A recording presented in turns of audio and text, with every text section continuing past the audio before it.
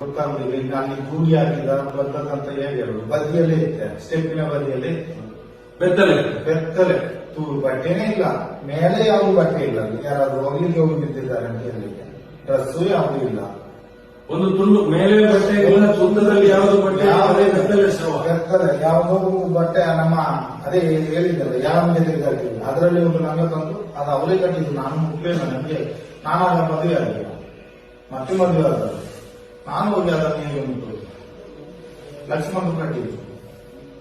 ಲಕ್ಷ್ಮಣ ಅವರು ಪೊಲೀಸ್ ಕಟ್ಟಿದ್ದು.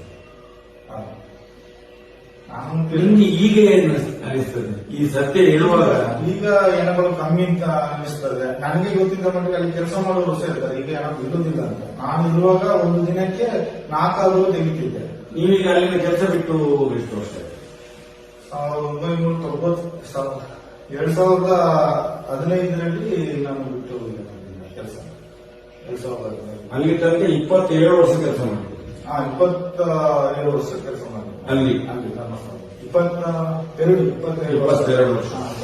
ಈಗ ಈ 2015 ಮೇಲೆ ಬಿಟ್ಟಿರಿ? ನಾನು ಬಿಟ್ಟೆ. ನನಗೆ ನಿಮ್ಗೆ ಘಟನೆ ಆಯ್ತಲ್ಲ? ಹೌದೌದು. ಅದ ನಂತರ ನನ್ನನ್ನು ಕಲಿಸಿದ್ದು ಸೌಜನ್ಯನ ಘಟನೆ ಆಯ್ತಲ್ಲ 2012. ಹೌದು, ಆಯ್ತು. ಅದರ ಮೇಲೆ 2015 ತನಕ ಎಷ್ಟು ನಿಮಗೆ ಮತ್ತೆ ಇಲ್ಲ, ಅಷ್ಟಿಲ್ಲ. ಆಗ ನಾನು ಇರುವಾಗಲೇ ಇಲ್ಲ. ನೀವು ಇರುವಾಗಲೂ ಕೂಡ 2012ರಿಂದ ಸೌಜನ್ಯ ಹಸೊಂದು ಹೆಂಗಸನ್ನು ಆ ಡ್ಯಾಮ್ ಇದೆ ನೋಡಿ, ಡ್ಯಾಮ್ ಕಟ್ಟಿ ಆಗಿತ್ತು. ಡ್ಯಾಮಿನ ಯಾವ ಡ್ಯಾಮ್? ನಮ್ಮ ನೀರಿದ್ದು ಇಲ್ಲ, ಅಲ್ಲಿ ನೇತ್ರಾವತಿ ಹತ್ರ ಡ್ಯಾಮ್ ಹತ್ರ ಮೀನಿಗೆಲ್ಲ ಬಿಸಾಡ್ತಾರೆ ನೋಡಿ, ಕೂಡಿಲ್ಲ. ಅಲ್ಲಿ ಒಂದು ಇದೆ ಡ್ಯಾಮ್. ಅದು ಬಟ್ಟೆ, ಸೀರೆ ಎಲ್ಲ ಇದೆ, ಲಂಗ ಇದೆ, ಒಳಗಡೆ ಸತಿ ಇಲ್ಲ. ಹೆಂಗಸಿದೆ ಒಂದು 25 ವಯಸ್ಸು ಹುಡುಗಿ. 25. ಮದುವೆ ಆಗಿದೆ?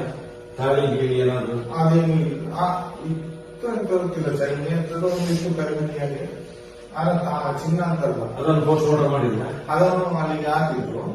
ಅಲ್ಲಿ ಇತ್ತಲ್ಲ ಆ ಹೆಣವನ್ನು, ಅದನ್ನು ಇಲ್ಲಿ ಜನಗಳು ಯಾತ್ರಿಕರೆಲ್ಲ ನೋಡ್ತಾರೆ, ಹಾಗೇ ತಗೊಂಡು ಹೋಗ್ಬಿಡು ಅಂತ ಹೇಳಿದ್ರು. ನನಗೆ ಈಜು ಗೊತ್ತು, ಯಾಕಂದ್ರೆ ಅಲ್ಲಿ ಬಿದ್ದ ಹೆಣಗಳು ಯಾರ ಸಾಯ್ತಾರಂದ್ರೆ ಅದು ಹೆಣ ತೆಗೆಯೋದು ನಾನು. ಅಲ್ಲಿ ನದಿಯಲ್ಲೆಲ್ಲ ಹೆಣ ಹುಡುಕೋದು ನಾನೇ, ತೆಗೆಯೋದು ನಾನೇ. ಹಾಗೆ ಅದನ್ನ ಹಾಗೇ ಕರ್ಕೊಂಡು ಆಚೆ ದಡಕ್ಕೆ ಕರ್ಕೊಂಡು ಈಜ್ಕೊಂಡು ಏನೋ ಈಜ್ಕೊಂಡು ತಗೊಂಡು ಹೋಗಿ ಆಚೆ ಆಶ್ರಮ. ಅದು ಆಶ್ರಮ ಏನೋ ಒಂದು ಆಚಾರ್ಯ